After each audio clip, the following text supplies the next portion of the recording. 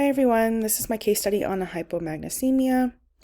A 34-year-old female is 30 weeks pregnant and presents to her OB with new onset leg cramps, aches, and weakness.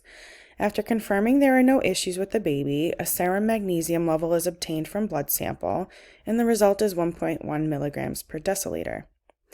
She is diagnosed with hypomagnesemia because her serum mag level is less than 1.5 milligrams per deciliter. Additional serum electrolyte levels, such as potassium and calcium, are tested because they are sometimes also deficient in instances of low magnesium levels.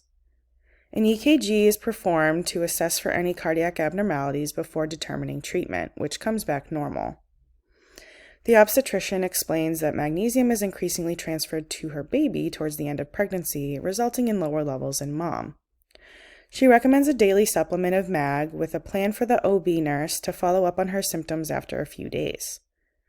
The obstetrician explains that this may indicate future problems of preeclampsia and eclampsia, so she recommends routine blood work and close monitoring of her blood pressure at her weekly appointments.